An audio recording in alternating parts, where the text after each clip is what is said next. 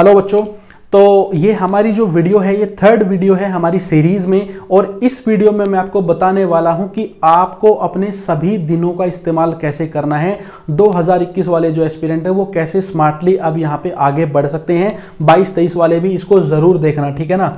तो देखिए, सबसे पहले बात करते हैं एक बार प्रीलिम्स वाले पीरियड के बारे में, ठीक है ना। ये जो आपका पीरियड है 40 से 60 दिनों का, इसमें आपको क्या करना है थोड़ा सा अभी मैं आपको बता देता हूं। वो तो फिर जब टाइम आएगा प्रीलिम्स का तब बात करेंगे ही खूब सारी इसके ऊपर। थोड़ा सा अभी बता देता हूं, आइडिया दे देता हूं, ठीक है ना। तो यहां पे सबसे पहले आप क्या करोगे वो देखिए, at least 25 to 30 marks of GS1 या फिर हमारा जो मेन जीएस होता है, आपको इस समय पे इन 40 से 60 दिनों में एटलीस्ट 20 से 30 या 25-30 मॉक टेस्ट तो देने ही देने हैं। मतलब कि डेली का एक मॉक टेस्ट आपको देना ही देना है अपने प्रीलिम्स के जीएस पार्ट के लिए, जनरल स्टडीज पार्ट के लिए, ठीक है। फिर उसके बाद है 6 से 10 मॉक टेस्ट आपको सीसेट के लिए देने हैं, ठीक है ना। चलिए, इसके बाद है जस्ट रिवाइज द हाईलाइटेड। अब यहां पे आपने जो भी चीजें हाईलाइट करी हैं, जो किताबें आपने पढ़ी हैं, जो मैगजीन्स आपने पढ़ी हैं, नोट्स आपने बनाए हैं, मॉडल आंसर जो भी आपने आप यहाँ पे मॉक सीरीज को आप फॉलो करते हैं, उसके जो मॉडल आंसर्स हैं वो आपको पढ़ने हैं, उनको भी याद करना है, एनालिसिस करना है उनका, ठीक है। फिर है आपके जो क्वेश्चन बैंक अगर आपने बनाया है तो उसको अच्छे से आपको यहाँ पे रिवाइज करना है। फिर है एडिशनल चीज़ों को यहाँ पे आपको लर्न करना है मॉक्स के द्वारा। मैंने आपको बताया था, आपने मान लीजिए एंशियंट इंडिया में, एंशियंट इंडियन पोर्शन में आपने मौर्यन एम्पायर के बारे में पढ़ लिया, या फिर आपने जैनिज्म के बारे में पढ़ लिया, जैनिज्म के बारे में, तो होगा क्या, उससे रिलेटेड और भी बहुत क्वेश्चन हो सकते हैं। वो सारे क्वेश्चंस जो एडिशनल आपके मॉक्स में आएंगे ना, जो आपने पढ़े नहीं थे, बेस तो आपका तैयार हो गया यहाँ से पढ़ के, एडिशनल जो इन्फॉर्मेशन है वो यहाँ से गेन करोगे आप। जितने ज़्यादा मॉक हो सकते हैं उतने ज़्यादा मॉक आपको देने हैं। ये वो टाइम है जब आपको यहाँ पे करीब करीब 12 घंटे तक के टाइम तक आपको पुश करना पड़ेगा अपने आप को। मल्टीपल टाइम्स आपको चीज़ों को रिवाइज करना पड़ेगा। डेली एक जब मॉक टेस्ट दोगे तो उसी में आपके 2 से 3 घंटे निकल जाएंगे। फिर उसकी जो कीज़ हैं, उसके जो मॉडल आंसर्स हैं, उनको आप यहाँ पे एनालाइज करोगे, उनके एक्सप्लेनेशन पढ़ोगे, उससे सीखोगे नया, तो वो अपने आप में एक टाइम कंज्यूमिंग चीज़ हो गई। साथ ही साथ सब कुछ रिवाइज भी करना है, ठीक है ना। फिर देखिए, rectify and work on weak portions. ये वो समय भी है जब रेक्टिफाई करना है, कोई सा पोर्शन अगर वीक रह गया है तो आप उसको एक बार दोबारा से जाके देख सकते हैं, उन चीज़ों को आप थोड़ा बहुत कवर कर सकते हैं यहाँ पे। फिर है स्लीप फॉर 7 to 8 आवर्स। अब ये जो टाइम है आपका, ये मेमोरी रखने का टाइम है कि आपकी मेमोरी अच्छी बनी रहे, ठीक है ना। तो हो सकता है आपकी 6 घंटे में नींद अच्छे से पूरी हो जाती हो तो 6 घंटे सो लेना, या 7-8 घंटे सो लेना। जो भी आपका ऑप्टिमम टाइम है वो सोने के लिए ज़रूर निकालना। तो हुआ क्या, 24 घंटे का दिन है, 7 से 8 घंटे सोने के, मान लो 12 घंटे आपके पढ़ाई के प्योर जो है वो मान लो, और बाकी के 4 घंटे में आपने एक्स्ट्रा जो भी काम करने हैं वो कर लो। और साथ में meditate and align the lifestyle. आपको मेडिटेट ज़रूर करना है। जितना ज़्यादा दिमाग इस टाइम पे शांत रहेगा, जितना ज़्यादा शार्प रहेगा, कॉन्सेंट्रेटेड रहेगा, उतना ही आपके काम आने वाला है आपके एग्जाम हॉल में। और अपनी लाइफस्टाइल को इस समय पे आपको अलाइन कर लेना है। वो क्या होता है, काफ़ी सारे बच्चे रात को पढ़ते हैं, मान लीजिए 2 बजे तक, 2 AM तक, ठीक है ना। अब वो सोते हैं सुबह के मान लीजिए 10 या 11 बजे तक। अब आपका मान लीजिए प्री शुरू हो जाता है, फॉर एग्जांपल मान लीजिए 9:30 AM पे, ठीक है ना। 9:30 AM आपका सोने का टाइम था, इस समय आप आमतौर पे सोते थे। तो होगा क्या कि एग्जाम हॉल में भी आपका जो दिमाग है ना वो पूरी तरीके से स्लगिश रहेगा, आपको नींद आएगी, दिमाग काम नहीं करेगा। इस वजह से बच्चे फेल हो चुके हैं प्रीलिम्स में, क्योंकि वो अपनी लाइफस्टाइल को अलाइन नहीं कर पाए। जिस समय आप सोते हो ना डेली, वो 7 घंटे का समय, उस 7 घंटे के समय में आपका दिमाग सबसे ज्यादा सुस्त रहता है। याद रखिए इस बात को, ठीक है ना। और आप एकदम से उसको एक्टिवेट नहीं कर सकते कि चलिए मैं डेली इस समय पे सोता था 10 से 11 और अगले दिन जाके प्रीलिम्स में बैठ गए और आपका दिमाग काम करेगा ही करेगा, नहीं करेगा। आपको अलाइन करना है, आपको उसी हिसाब से अपना सोने का और उठने का समय तय कर लेना है। ये जो आपका प्रीलिम्स का टाइम है ना, इस समय पे आपको जगना है और उसी समय पे डेली आपको मॉक टेस्ट देने हैं, तो दिमाग को हैबिट बन जाएगी उसी टाइम पे क्वेश्चंस को सोल्व करने की, एलिमिनेट करने की। दिमाग थोड़ा तेज होता चला जाएगा इसी समय पे। फिर इसके बाद है यहाँ पे 80 डेज मेंस ओरिएंटेड। ये जो आपके मेंस के लिए 80 दिन है प्रीलिम्स के बाद, इसका क्या करना है? सबसे पहले तो प्रीलिम्स होते ही आप यहाँ पे 2 दिन 3 दिन 4 दिन का एक ब्रेक ले लीजिए, वो काफी ज्यादा जरूरी है, ठीक है ना, थोड़ी सी डिटैच होना जरूरी है। इसके बाद क्या है? See which mains specific portions are left if any then finish them. कुछ ऐसे पोर्शंस हैं जो आज हम अपने इन 200 दिनों में छोड़ सकते हैं, जैसे कि जो मेंस में जो प्री में नहीं आते हैं ना। 2 तरीके के टॉपिक अगर हम देखें, एक तो है जो प्री प्लस मेंस दोनों में आते हैं, एक ऐसे हैं जो सिर्फ प्री में आते हैं और एक ऐसे हैं जो सिर्फ मेंस में आते हैं। मेंस में कौन से आते हैं? एथिक्स का पेपर हो गया मान लीजिए पूरा का पूरा, ठीक है ना, वो प्री में बिल्कुल भी नहीं आता। फिर आपका यहाँ पे एंशियंट प्लस मिडिवल हिस्ट्री हो गई, वो आपकी मेंस में बिल्कुल नहीं आती। एथिक्स प्लस में आपकी वर्ल्ड हिस्ट्री है जो, वो प्रीलिम्स में नहीं आती। तो ये जो पोर्शन है इन 200 दिनों में भलाई मत पढ़िए, क्या दिक्कत है? कोई इशू ही नहीं है, मत पढ़िए अभी इनको आप बाद के टाइम पे कवर कर लेना, मेंस के टाइम पे। अभी हो सकता है तो अभी कर लो, लेकिन अगर अभी नहीं हो पा रहा है, अभी प्रीलिम्स से रिलेटेड जो ज्यादा इंपॉर्टेंट चीजें अगर पढ़नी है, जो प्री और मेंस में दोनों में ही आती है, जो ज्यादा इंपॉर्टेंट है, अभी वो पढ़ लो। टाइम बचता है तो ये भी पढ़ लो, वरना बाद में पढ़ लेना, 80 दिन का जो टाइम है। चलिए, तो आपको क्या करना है? अगर कोई भी पोर्शन आपका छूट गया है, आपने छोड़ा हुआ है जानबूझ के, खास करके आपके वर्ल्ड हिस्ट्री हो गई, या अगर आप देखेंगे प्रॉपरली आप कवर करते हैं, मान लीजिए मैंने इंडियन सोसाइटी आपको पढ़ाया, उसमें अर्बनाइजेशन है, ग्लोबलाइजेशन है, ये सब चीज़ें हैं, इनके ऊपर प्रीलिम्स में कोई क्वेश्चन नहीं आते हैं, ठीक है ना। जो सोसाइटी का पोर्शन है उसको भी आप इस समय के लिए अगर छोड़ना चाहे तो छोड़ सकते हैं फिलहाल के लिए, हालांकि वो तो मैं कवर करा दूंगा, जस्ट एक एग्जाम्पल के लिए मैं आपको बता रहा हूँ, ठीक है। फिर देखिए, सबसे पहले क्या करना है? छुट्टी आपकी खत्म होते ही आपको एक प्लान तैयार करना है इन 75 से 80 दिनों का, जो भी आपके पास टाइम पीरियड बचा हुआ है, प्रॉपर प्लान। इस प्लान में सबसे इंपॉर्टेंट 2 काम तो जरूर कर लेना, 3 काम है, 3 ही काम आपको यहां पे करने हैं। क्या है? 4 से 5 बार आपका जो स्टैटिक पोर्शन है, जो नोट्स हैं, जो आपने किताबें हाईलाइट करी है और जो माइंड मैप है, उसको पूरे के पूरे पोर्शन को कम से कम 4 बार तो रिवाइज करने का प्लान बनाइए। अब आप 4 बार या 6 बार या 1 बार ही रिवाइज कर पाएंगे, वो डिपेंड करता है आपने नोट्स कैसे बनाए, आपने हाईलाइट कैसे किया। तभी मैं बोलता हूं ज्यादा से ज्यादा माइंड मैप बनाओ हर चीज के लिए, ठीक है ना, इजिली हो जाता है रिवीजन। फिर है add 3 to 4 revision of current affair, और कोशिश कीजिए कम से कम 3 रिवीजन आपके करंट अफेयर की मैगजीन्स के हो जाएं। वो भी डिपेंड करेगा कि आपने हाईलाइट हर एक चीज को हाईलाइट कर दिया है या इंपॉर्टेंट चीजों को हाईलाइट कर दिया है, और क्या आपने पहले भी उनको सही से एबिंगहाउस कर्व के हिसाब से रिवाइज किया है, नहीं किया है। उस टाइम पे नहीं किया, सिर्फ पढ़ के छोड़ दिया, तो अभी वो बिल्कुल नया लगेगा, सब कुछ दोबारा पढ़ना पड़ेगा। उस टाइम अच्छे से अगर रिवाइज किया है तो आज एकदम ईजी है, सिर्फ देखना है और एकदम से रिकॉल हो जाएगा दिमाग में। फिर है plan for मॉक्स and practice them. तो 3 चीजें मैंने बताई ना, स्टैटिक पोर्शन को 4 बार कम से कम रिवाइज करना, दूसरा है करंट अफेयर को कम से कम 3-4 बार रिवाइज करना, फिर है आपका यहां पे जो मॉक टेस्ट है उनकी प्लानिंग आपको यहां पे करनी पड़ेगी।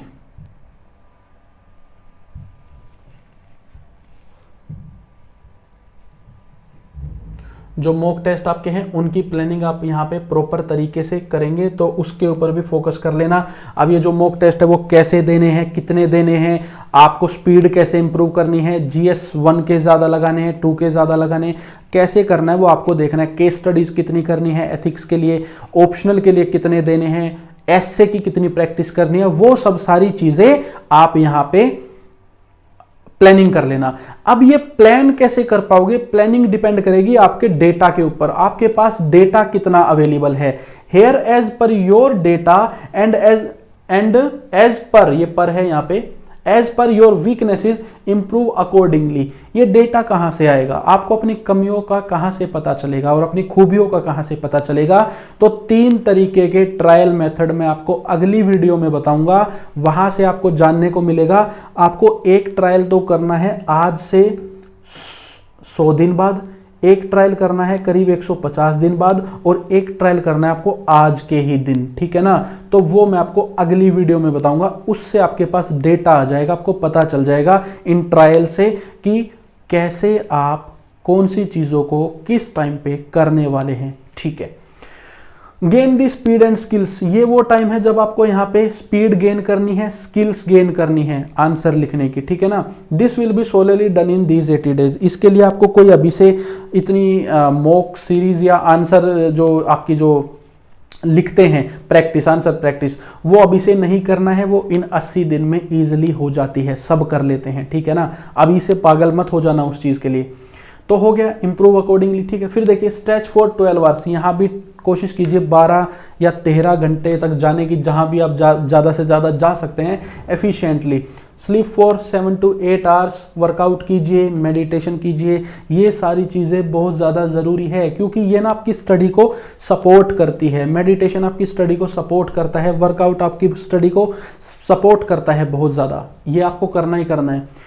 एक खास टिप आपको दे रहा हूं यहाँ पे, वैसे तो मेंस के टाइम पे बहुत सारी टिप्स मैं देने वाला हूं, लेकिन एक खास टिप अभी दे रहा हूं कि डेली है ना 20 मिनट आपको एक क्रिएटिविटी का टाइम रखना है। ये स्लॉट रहेगा 20 मिनट का, इसमें डेली आप एक क्वेश्चन उठाओगे किसी भी पोर्शन का, हर 80 दिन ये आप करते जाओगे हर एक दिन। तो टोटल आपने कितनी बार किया, 80 बार, है ना। तो ये 20 मिनट का स्लॉट रखोगे, इसमें एक आंसर लिखोगे, इस आंसर को आप कितना ज़्यादा क्रिएटिवली पेश कर सकते हो ये आपको ट्राई करना है। यहाँ पे कोई चेक नहीं करने वाला, आपको ये देखना है मैं कैसे कितना इजीली एग्जामिनर को समझा सकता हूँ। तो आप पता नहीं क्या क्या नए तरीके अपने खुद के ईजाद कर लोगे, कितना आप खुद को समझ जाओगे इस 20 मिनट से ही, ठीक है ना। तो ये जो 20 मिनट है ना, ये असलियत में सबसे ज़्यादा काम आने वाली है आपके लिए। यहाँ पे आपने यूनिक तरीका सीखा है कोई अपनी चीज़ों को कन्वे करने का। आई थिंक आपको ये क्लियर है। चलिए इसके बाद फिर यहाँ पे बात आती है प्लान फॉर 200 डेज, है ना। मैंने अब यहाँ पे आपको ये भी बताना है कि 200 दिन के लिए कैसे प्लान करें। तो सबसे पहली बात है, आज से ही या कल से आप क्या करेंगे, डेली आप 1.5 घंटा स्पेंड करेंगे बैकलॉग, मतलब कि जो पुरानी जो मंथली मैगजीन्स है उनको पढ़ने में, ठीक है। फिर आप यहाँ पे डेली 40 से 60 मिनट लगाओगे अपने न्यूज़पेपर को पढ़ने में। एक चीज़ और भी बता दूं, जो बच्चे ऐसे हैं जिन्होंने प्रॉपरली जो करंट अफेयर्स है उनको फॉलो किया है, या उनकी कुछ मैगजीन्स पूरी हो चुकी है, या हो सकता है आपने पूरी एम लक्ष्मीकांत 5 बार पढ़ ली हो या स्पेक्ट्रम पढ़ ली हो, तो वो आप पे डिपेंड करता है। मैं तो ये बता रहा हूँ बिल्कुल जीरो वालों के लिए। तो आपने अगर कुछ किया है तो वो तो और भी ज़्यादा अच्छी बात है। तो उस हिसाब से आप प्लानिंग कर लेना, इस स्ट्रक्चर के हिसाब से, ठीक है ना। फिर डेली आपको 1 घंटा लगाना है एबिंगहाउस रिवीजन में, मतलब कि आपको 1 घंटा स्पेंड करना है पुरानी चीज़ों को रिवाइज करने में, जो आपने 3 दिन पहले, 7 दिन पहले, 15 दिन पहले और 1 महीने पहले पढ़ी थी। डेली आपको 30 मिनट लगानी है आज के रिवीजन में, जो आज आपने पढ़ा है। तो कितना हो गया, 1.5 घंटा तो रिवीजन का हो गया।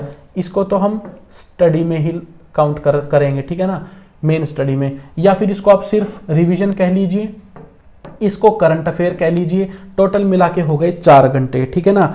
अब क्या करना है, इसके बाद कोशिश कीजिए कि 5 से 6 घंटे और निकल जाएं आपके, ठीक है ना, रियल कोर स्टडी करने के लिए। अब ये जो रियल कोर स्टडी है ना 5-6 घंटे की, इसको कैसे अच्छे से यूटिलाइज करना है वो मैं आपको बताऊंगा। इसमें फिर बता रहा हूँ अगेन, 50% सिलेबस मैं कंप्लीट करके दूंगा आपको, पूरा का पूरा नोट्स मिलेंगे, माइंड में मिलेंगे, आपको कुछ नहीं करना है उससे रिलेटेड। और आपको मुश्किल से 10 किताबें पढ़नी पड़ेगी इन 200 दिनों में, जो जिसके लिए आप 5 से 6 घंटे या जो भी आपके पास टाइम है आप वो यहाँ पे यूज़ कर सकते हैं। तो आपके पास ये 50% भी, इससे भी कम बचेगा करने के लिए। तो वो आप कितना ईजिली कर सकते हैं इसको समझ जाइए। फिर है एज टाइम इज लिमिटेड, क्योंकि जो टाइम है वो लिमिटेड है। हम यहाँ पे 3 साल की प्लानिंग तो कर नहीं रहे हैं अभी, है ना। तो करना क्या है, अपने सोर्सेज को कंसोलिडेट करना है, इकट्ठा करके चलना है, ठीक है ना। Not covering everything is the policy now. अब यहाँ पे एक नई पॉलिसी का इस्तेमाल करना है कि हमें हर एक चीज़ को कवर नहीं करना है, ठीक है ना। फालतू की चीज़ों को छोड़ दो, ठीक है। फिर बाकी मैं तो हुई, मैं आपके कितनी सारी किताबों से मैं आपको बचा चुका हूँ, ये आपको पता है। कितनी किताबें मैंने आपकी बचाई है, आप खुद सोचिए एक बार कि आपको ये नहीं पढ़नी है। With proof, with previous year analysis, है ना। मैंने आपको डीपली कितनी सारी चीज़ों के बारे में बताया है। फिर मैंने आपको ये भी बताया है कि ये किताब आपको नोट्स नहीं बनाने हैं, इस किताब में आप सिर्फ हाईलाइट करेंगे। कितना समय मैं आपका ऑलरेडी बचा चुका हूँ, आई थिंक आपको ये थोड़ा सा ज्ञात होगा। फिर है, क्योंकि टाइम लिमिटेड है तो अपने यहाँ पे सोर्सेज को कंसोलिडेट करना है, ये हमारी नई पॉलिसी है, फालतू चीज़ें अभी यहाँ पे नहीं पढ़नी है।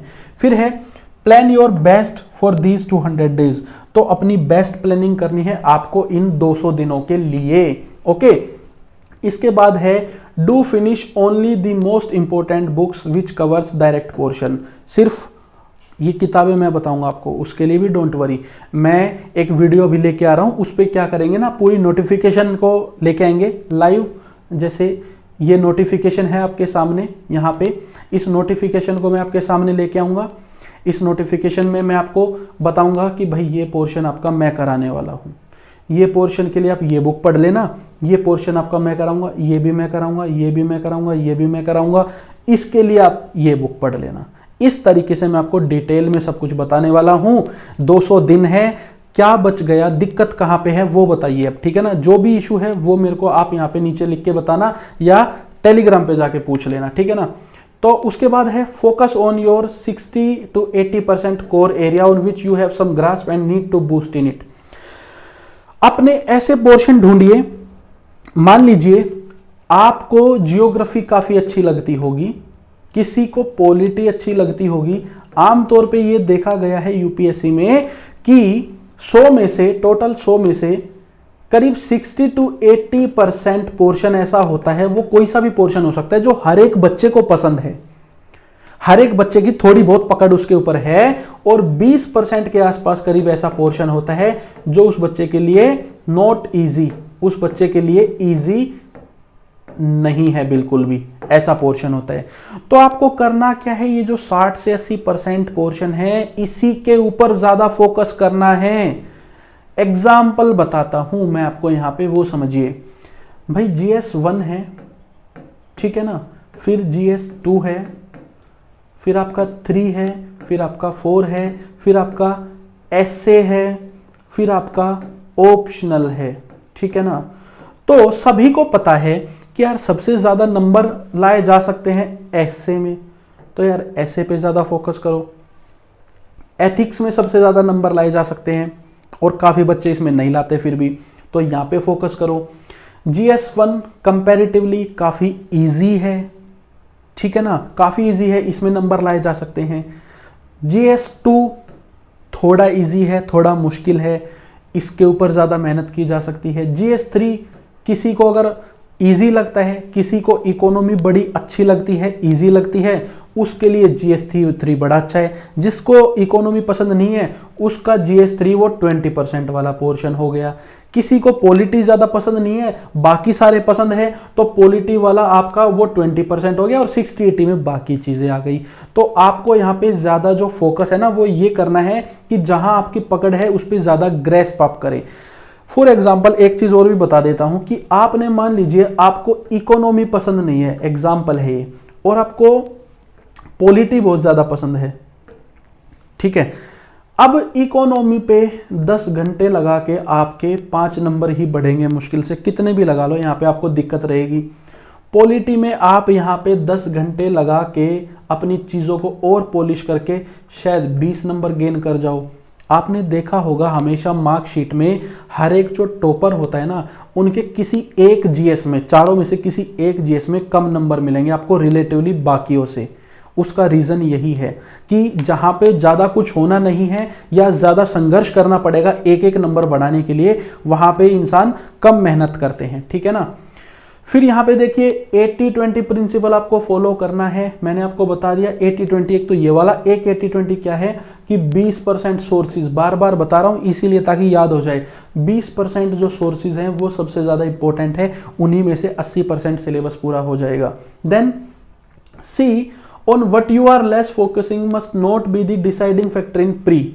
फिर आपको यह भी देखना है कि यार ऐसा ना हो कि आपने इकोनॉमी छोड़ दी लेकिन वो प्रीलिम्स में एक डिसाइडिंग फैक्टर है, तो आप तो गए, यहां पे दिक्कत हो गई, तो आपको उस हिसाब से भी तैयारी करनी पड़ेगी। आप ऐसे पोर्शन छोड़ सकते हैं जो आपके लिए मुश्किल है और वो प्रीलिम्स में ज्यादा चीजें डिसाइड नहीं करते। ऐसे पोर्शन आप ज़्यादा छोड़ सकते हो यहाँ पे। फिर है now detailed macro and micro plan for 200 days is required. तो यार देखिए सीधी सी बात है कि जो आने वाला जो समय है प्रीलिम्स से पहले का 2 महीने पहले का और मेंस और प्री के बीच के 80 दिन का, उस पे तो जब टाइम आएगा तभी डिसाइड करेंगे, तभी बात करेंगे ज़्यादा, है ना। अब आखिरी काम ये बचा है कि इन 200 दिनों को आपके लिए कैसे इजी बना दिया जाए। जो 2022, 23, 24 के बच्चे हैं उनके लिए ये बात है कि आपके लिए 200 दिन में मुझे जितना भी पढ़ाना है ना, आपका भी कवर हो जाएगा, साथ साथ पूरा का पूरा फिनिश हो जाएगा, आप भी टेंशन फ्री हो जाओगे हमेशा के लिए। और जो अभी 2021 के बच्चे हैं उन बच्चों के लिए इस 200 दिन के सफर को कैसे इजी बनाया जा सकता है, कैसे आपको डिलाइट किया जा सकता है, ये मेरा यहाँ पे काम है, ये मुझे देखना पड़ेगा, ठीक है ना। इसी के लिए मैं पूरा का पूरा अब जो आगे सीरीज में वीडियोस आएंगी ना वो यही आएंगी, मैं आपको पूरा का पूरा एग्जाम आपके सामने खोल के रख दूंगा डिटेल में, ठीक है। फिर है how can we develop our time. अब मुझे ये बताइए, आप बोलेंगे अरे सर 200 ही दिन हैं कैसे होगा, डेली 8 घंटे है पढ़ने के, कैसे होगा। कोई बोलेगा सर हम तो जॉब करते हैं और सिर्फ 5 से 6 घंटे निकाल पाएंगे, हमारा कैसे होगा, आपने तो बोला है 8-10 घंटे निकालने पड़ेंगे अभी से, है ना। चलिए, तो ये कुछ ऐसे होगा कि जब मान लीजिए ट्रेन ज़्यादा वेट कैरी करती है तो क्या होता है, ये एक ट्रेन है, ये ट्रेन का यहाँ पे इंजन है, ये इसके डब्बे हैं, ये डब्बे हैं, मान लीजिए इतने डब्बे डेली कैरी करती थी, 2 डब्बे 4 डब्बे और बढ़ा दिए। अब इन डब्बों को आगे ले जाने के लिए क्या होगा, एक पीछे से एक्स्ट्रा इंजन और लगा दिया जाता है ना, या आगे कैपेसिटी मतलब बढ़ा दी जाती है ना। तो होगा क्या कि हम कैसे अपने टाइम को डबल कर सकते हैं, ये हमें यहाँ पे देखना है, ये हमें यहाँ पे देखना है। अब मुझे ये बताइए, मैंने आपको बोल दिया कि दोस्तों 50% आप करोगे, 50% मैं करूंगा, और मैं 50% से ज़्यादा ही करके दूंगा आपको, ठीक है ना। मेरा लक्ष्य है कि 2021 में मेरे बच्चे एग्ज़ाम को क्लियर कर जाएं, ठीक है ना, वहाँ से मेरी जर्नी है। ओके, तो 50% आपको मैं करके दूंगा, 50% आप करेंगे, चलिए ठीक है। अब टोटल जो 100% काम हमें करना था उसमें 8 घंटे डेली मान लीजिए आपने लगा दिए, अब 6 घंटे, 8 घंटे आपके लिए मैंने लगा दिए, तो क्या आप एक दिन में 16 घंटे नहीं पढ़ पाए, मैंने आपको दे दिया 8 घंटे का। चलिए दूसरी तरीके से देखते हैं कि मान लीजिए आप जितना 16 महीने में पढ़ सकते थे वो आपने और मैंने बांट लिया, मान लीजिए, ठीक है ना। आधा काम आप करोगे 50%, आधा काम मैं करूंगा, तो क्या 16 महीने का काम 8 महीने में नहीं हो जाएगा। समझ गए ना आप अच्छे से इस बात को। तो कैसे हम अपने टाइम को डेवलप कर सकते हैं वो मैंने आपको बता दिया। Take my notes as short books, I will provide them in compilations. अब जो मेरे जो नोट्स आएंगे ना वो मैं आपको वैसे तो हर क्लास के साथ डेली देता ही रहूँगा, लेकिन जब एक पूरी की पूरी पोर्शन कवर हो जाएगी, जैसे इंडियन सोसाइटी, गवर्नेंस, फिर सोशल वेलफेयर, IR, आपका एग्रीकल्चर से रिलेटेड क्रॉपिंग पैटर्न, सारी चीज़ें ये सब हो गई, MSP वगैरह, जैसे जैसे कवर होते जाएंगे ना एक एक पोर्शन, वैसे वैसे उनके नोट्स के कंपाइलेशन मैं आपको देता जाऊंगा। उनको छोटी छोटी किताबें समझ के चलना, 10 पेज की किताब, 15 पेज की किताब, जिनसे आप इजीली पढ़ सकते हो, तो वो मैं आपको प्रोवाइड करा रहा हूँ।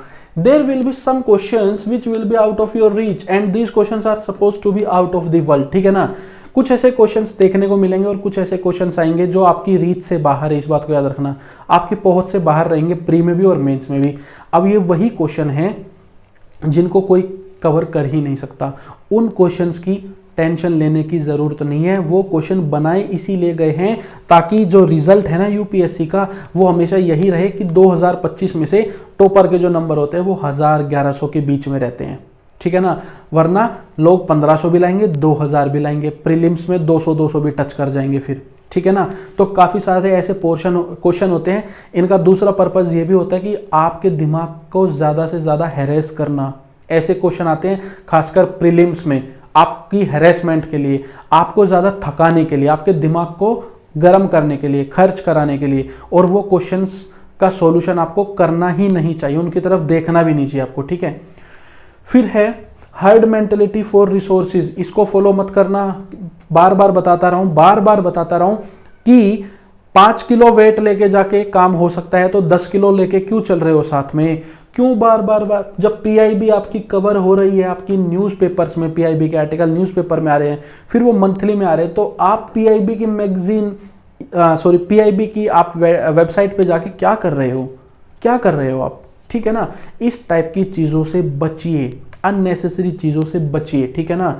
फिर है कोचिंग गिमिक्स, तो जो कोचिंग वालों की गिमिक्स है ना बेटा, इससे बच जाओ। Too much focus on current affair, है ना।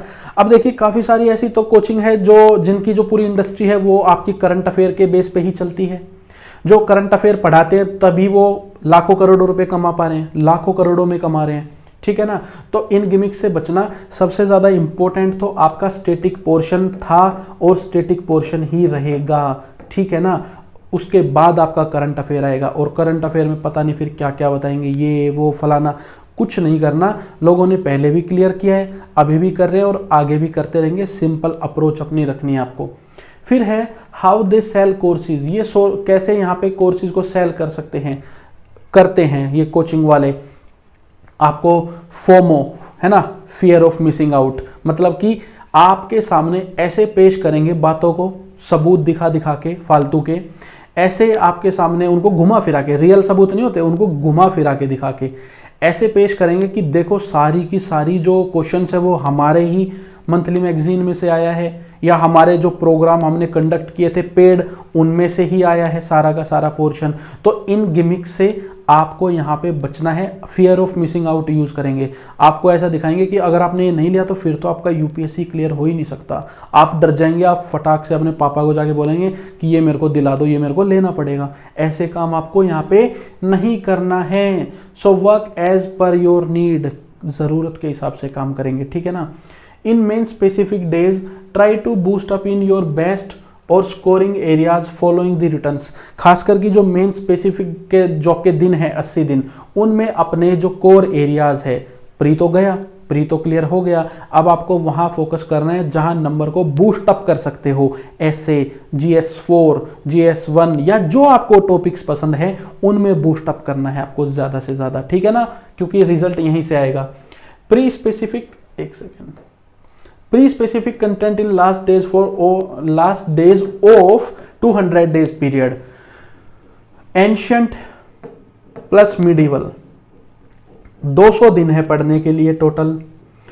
200 दिन के चाहे शुरुआत में पढ़ लो, स्टार्टिंग में, चाहे फिनिश में पढ़ लो। फर्क क्या है, जब स्टार्टिंग में पढ़ोगे ना इन एंशियंट और मिडिवल हिस्ट्री को, तो क्या करोगे, आज आपने पढ़ लिया, अब उसको रिवाइज करते रहोगे, टाइम बर्बाद करते रहोगे, 1 महीना पूरा बर्बाद कर दोगे एंशियंट मिडिवल पढ़ने में ही, ठीक है। उसको फिर रिवाइज करने में डेली 1 घंटा वेस्ट कर दोगे 1 महीने तक। ऐसा क्यों कर रहे हो, प्रीलिम्स के टाइम पे करना ना, प्रीलिम्स स्पेसिफिक है ना, प्रीलिम्स से 2 महीने पहले करना, मतलब कि ये जो 200 दिन है ना, इनका जो आखिरी का समय आएगा ना तब करना। क्यों यहां से उनको याद करके फालतू की चीज़ों को और फिर कैरी फॉरवर्ड करके आगे तक खींच के लेके जा रहे हो। उसी टाइम पढ़ना और उसी टाइम इस्तेमाल कर लेना, ज़्यादा याद भी रहेंगे, लोड भी नहीं पड़ेगा, तो इस चीज़ पे भी ध्यान देना है। फिर है maintain a daily log book, एक डेली की लॉग बुक आपको मेंटेन करनी है। ये आपका सबसे प्राइम काम मैं आपको बता रहा हूँ। लॉग बुक क्या होगी आपकी, यहाँ पे ये आपकी मान लीजिए एक पेज है, एक रजिस्टर बेसिकली आपने लेना है, ये आपका पेज है, इसमें आप लिखोगे आज आपने एम लक्ष्मीकांत के पेज नंबर 7 से लेके 15 तक पढ़ लिया, आज डेट वाइज। फिर आज आपने क्या बोलते हैं, मान लीजिए स्पेक्ट्रम का आपने फलाना पेज पढ़ लिया, ठीक है। फिर आपने यहाँ पे सर ने जो पढ़ाया वो स्लाइड्स आपने पढ़ी थी, कौन सा पोर्शन पढ़ा था, मान लीजिए आपने यहाँ पे अगेन वही आपका जियोग्राफी का कोई पोर्शन पढ़ा दिया सर ने वो। तो ये जो लॉग बुक है ना, इससे आपको होगा क्या कि जब आप यहाँ पे अपना रिवीजन करोगे ना एबिंग हाउस के हिसाब से, तो वहाँ पे जो आपकी लॉग बुक है वो हेल्प करेगी।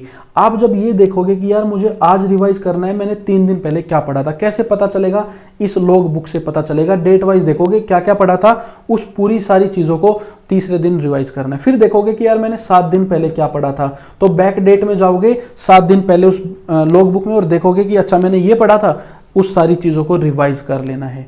इसलिए लॉग बुक बहुत ज़्यादा ज़रूरी है।